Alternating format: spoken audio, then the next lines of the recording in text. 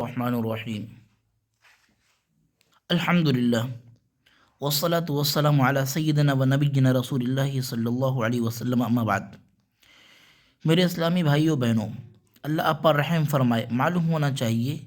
ہمارے اوپر 4 مسائل کا سیکھنا واجب ہے۔ پہلا مسئلہ، علم۔ اس سے مراد اللہ سبحانہ و تعالیٰ کی معرفت، اس کے نبی صلی اللہ علیہ وسلم کی معرفت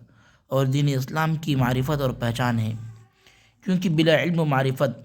اللہ تعالیٰ کی عبادت کرنا جائز نہیں، اور جو شخص ایسا کرتا ہے اس کا انجام ضلالت و گمراہی، اور ایسا کرنے میں وہ عیسائیوں کی مشابہت اختیار کرتا ہے۔ دوسرا عمل،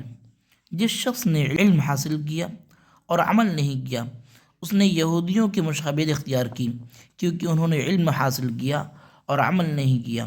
اور شیطان کی من جملہ حیلوں میں سے یہ بھی ہے کہ وہ انسان کے ذہن میں یہ وہم ڈالتے ہوئے اسے علم سے متنفر کرتا ہے کہ وہ ایسی صورت میں اپنی ناعلمی کی وجہ سے اللہ کے ہاں معذور سمجھا جائے گا، حالانکہ اسے معلوم نہیں کہ جس شخص کے لیے علم حاصل کرنا ممکن ہے پھر بھی اس نے علم حاصل نہیں کیا تو اس پر حجت قائم ہوگی۔ اور یہی حیلہ قوم نوح کا بھی تھا، جس وقت انہوں نے اپنی انگلیاں اپنے کانوں میں ڈال لیں اور اپنے کپڑوں کو اوڑھ لیا تاکہ ان پر حجت قائم نہ ہو، لیکن جب عذاب آیا ہے سب سمیٹ دیے گئے۔ تیسرا مسئلہ، دعوت،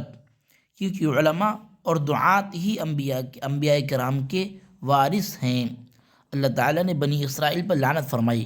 کیونکہ وہ آپس میں ایک دوسرے کو برے کاموں سے جو وہ کرتے تھے نہ روکتے تھے، اور جو کچھ بھی یہ کرتے تھے یقیناً وہ بہت برا تھا۔ دعوت اور تعلیم فرض کفایہ ہیں، اگر اسے اتنے لوگ انجام دیں جو کافی ہے تو کوئی بھی گنہگار نہیں ہوگا، اور اگر سبھی لوگ اسے چھوڑ دیتے ہیں تو سب کے سب گنہگار ہوں گے۔ چوتھا، ایذا رسانی پر صبر کرنا، یعنی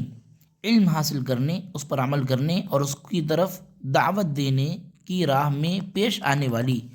ایذا و تکلیف پر صبر کرنا، جہالت و ناوافقیت کو ختم کرنے میں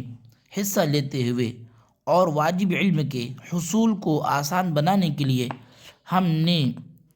اس مختصر کتاب میں بعض ان شرعی علوم کو جمع کیا ہے جن سے کفایت حاصل ہو سکتی ہے۔ ساتھ ہی قرآن کریم کے آخری 3 پاروں کی معانی کا ترجمہ بھی شامل کتاب کر دیا گیا ہے،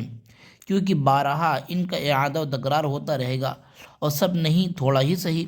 ہم نے اس کتاب میں اختصار کو مد نظر رکھتے ہوئے ساتھ ساتھ نبی اکرم صلی اللہ علیہ وسلم کے صحیح طور پر ثابت شدہ امور کا اہتمام کیا ہے۔